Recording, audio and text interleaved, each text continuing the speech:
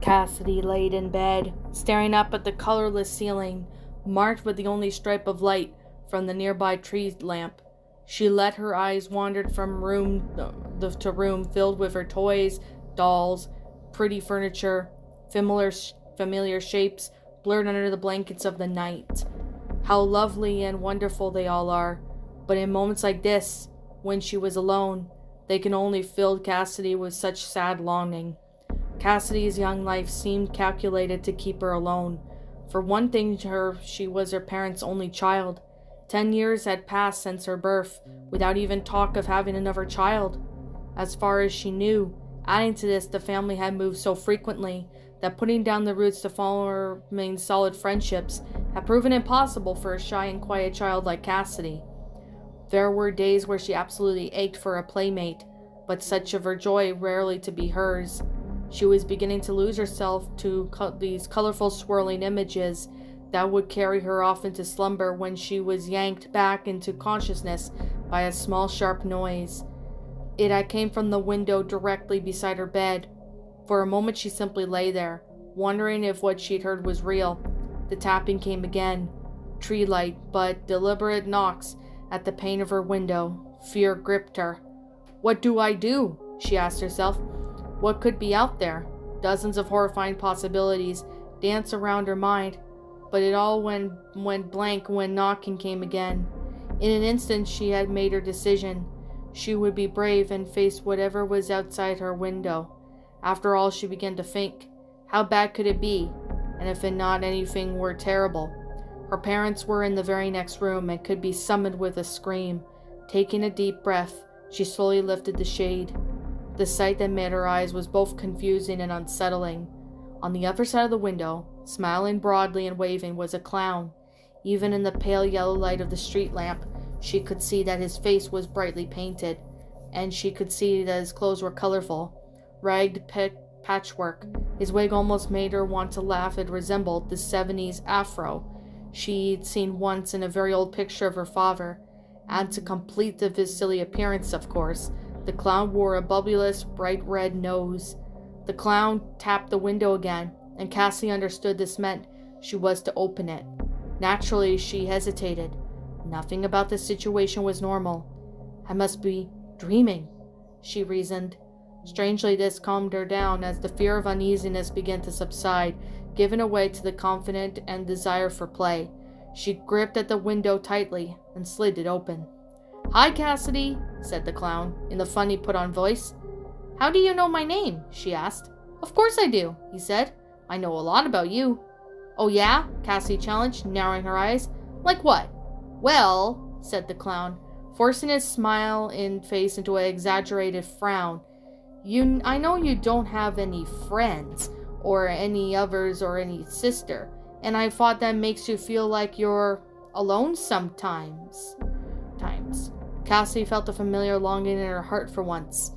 Yeah, she said. The clown wiggled his head and smiled once again. "We'll cheer you up, little Cassidy, because I'll be your friend." "You will?" Cassie's eyes twinkled with joy. "Sure I will," said the clown. "And no matter what, I'll always be around you. Believe me, I'm going to keep a good eye on you." He spoke with those words.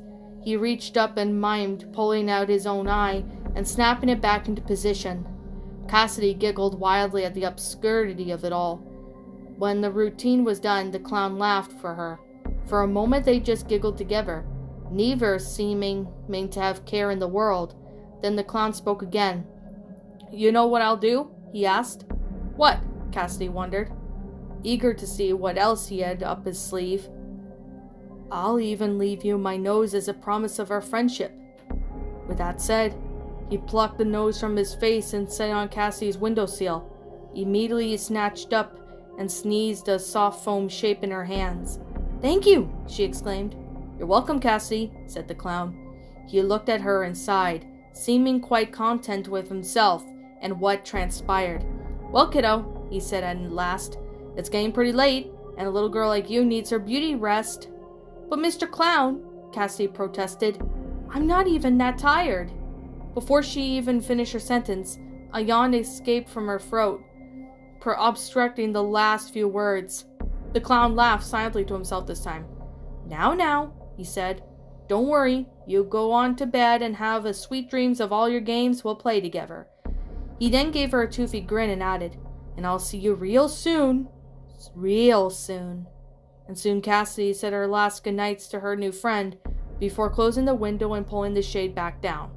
Alone once again, she placed the clown's nose on her windowsill and laid her head back down on the pillow. When Cassie awoke, she could see the light that streaked across her ceiling had switched from the lamplight to sunlight.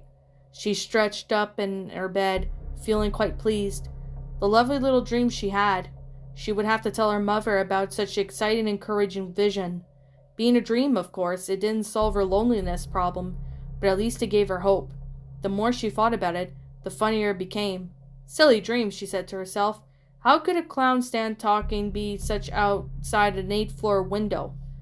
It was then, when she surveyed the room, her blood went cold. Sitting on the windowsill just where she had left was the big, red clown nose. What's up, my pretties? It's the Lion Queen here. I want to appreciate you all for tuning into this video, and I do appreciate you guys supporting my video by giving this video likes and stuff. If you really enjoyed this video, be sure to leave a like, comment and subscribe if you're new, ring the bell for notifications to when I upload so that way you guys will get updated for whenever I upload. If you want to follow me on Twitter or DeviantArt, feel free to leave a follow on those if you are interested in following me on those socials. If you want to support my backup channel, known as Miss Dark Shigo, feel free to subscribe to it, as a link to that will also be in the About page section. And with that being said, and that being the case, thank you so much for watching, my pretties, and as always, stay pretty.